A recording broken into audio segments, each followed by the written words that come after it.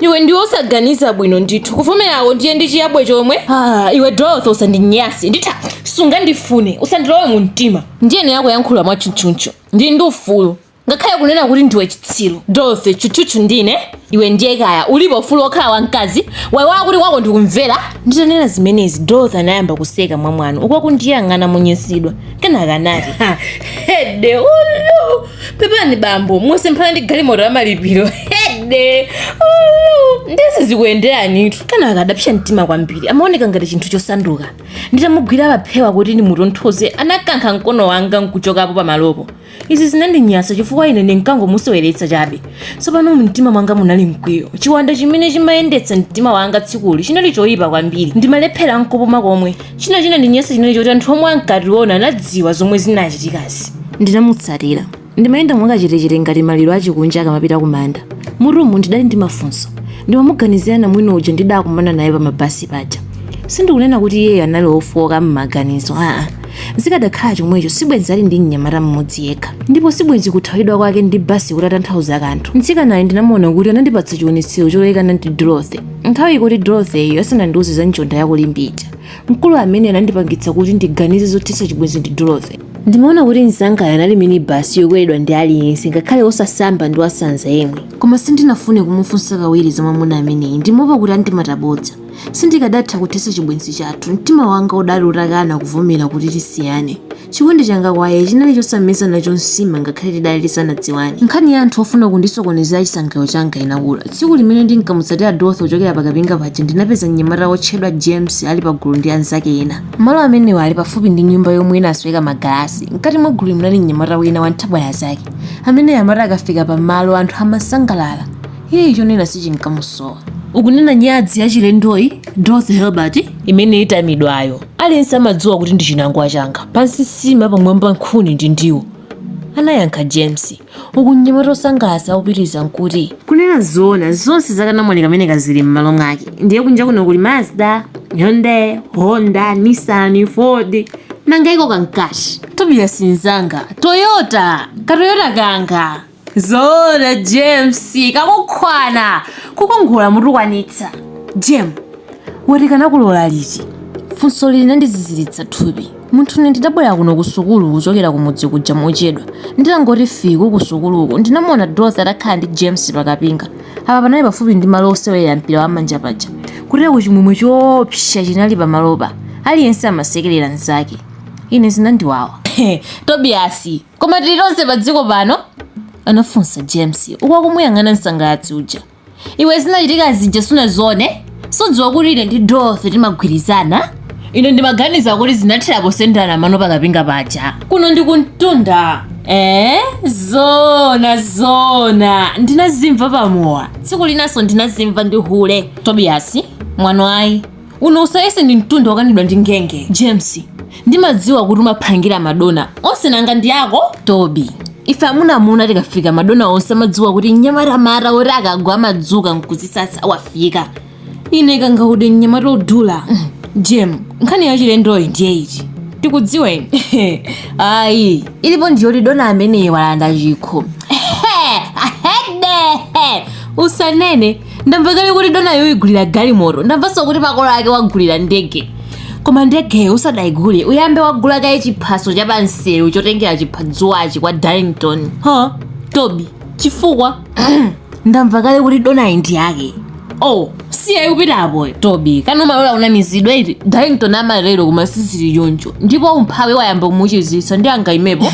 Kutelo ndiye zomwe utisangalatse nazo pano nzeru nkupangwa. Iwe Tobias usandiyang'ane ndi diso lonyogodola. Usaganize kuti Darlington ndimamuopa akununkha chiyani amene uja. Chamuna temu yatha isuja nkangoyenda ngati mayi ofedwa. Jem nzako anali m'maganizo ansungwana ayi oganizira mkazi amagwa nayo maiso nkula kwa chiyani kupambana. Suja udakhonza bwino nkupambana. James akadayankha koma sanatero. Anayamba wayima kaye galasi losweka lija linachita phokoso mphepo imaliyimbitsa muluzu. Izi zidamupsesa mtima James nthawi nkuti ali ndi chidwi chonse chofuna kupitiriza nkhani ija. Kulira kwa galasi kuja kunandiopsa ndine ndinaliswa. Iyi inali temu yomwe ndinalephera mayeso ija. Usiku ina temu imeneyi poona kuti ndimalephera kuwerenga chifukwa cha Dorothy ndidapita ukamwa mowa kuti ndiyiwale mavuto. ndinaledzera zoyiwala nazo dzina langa. Pobwerera ku sukulu ndinatola ndodo ya chitsulo pa njira. Sindikudziwa chifukwa chake ndinachita nayo chibwenzi. Ndimadzifunsafunsa ndodo ila ndisoyetsa galasi lija. Maka ndinangoti pa nyumba imene ifiko mutu wanga unayamba kucheza ndi mafunso. Ichi chinali chizungulire. Pona ndodo kundilemera ndinayiponya. Nthawi yomweyo ndinangomva pha.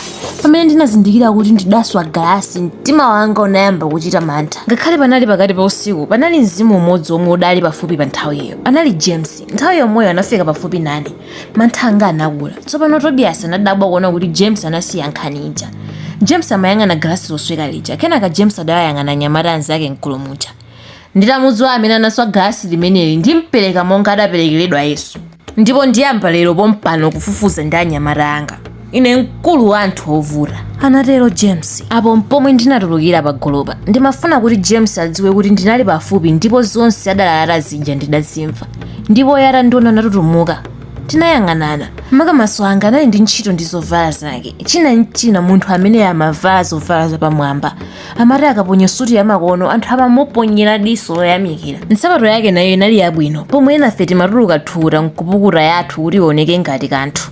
Sikuti kumuyang'anako masonyeza kudandaula, koma ndilimbitsa mtima. Ndimaona kuti kunali bwino kulimbikira sukulu. Ndanena izo osati chifukwa James amachokera ku banja lolemera, koma kuti pa nthawi iyi ndimafuna kumuwuza kuti kudya bwino sikunali chilolezo chondizunzira ayi.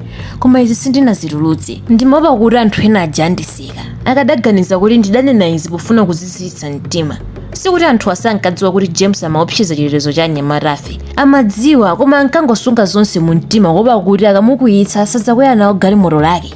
Tsopano James anasendezera pafupi ndipo pomwe ndidayima. Maso athu amaphana. Ndikuti amamenyana. Tsopano maso onse anali ofanana. Owaona sakadadziwa kuti onse anali olakwa. Ine ndinamumvako ndinena, chabwino naye ndi anandipeza nditaswa galasi lija. Izi zinandipangitsa kuti mtima wanga ugunde kwambiri.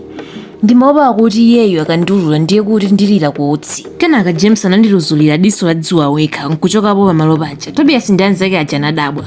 Kusandiulula kwa James kunandipangira vuto lina lapadera. Ndimaona kuti iyeyo amafunafuna njira yondiululira bwino. Tsono ine ndimaopa kuti kumveka kwa nkhani kundiyika m'mavuto akulu chifukwa galasi lomwe ndidaswa linali lalikulu kwambiri. Ine nkanatha kuyesa kukana koma zikanalephera. James akanatha kugula mboni kuti zindike pa ulimbo. Musaganize kuti pakati pathu padalibe akazitape. Ndinasowa mtendere. Tsiku ndi tsiku ndimafunafuna njira yotulukira m'mavutowa, koma panalibe pothawira.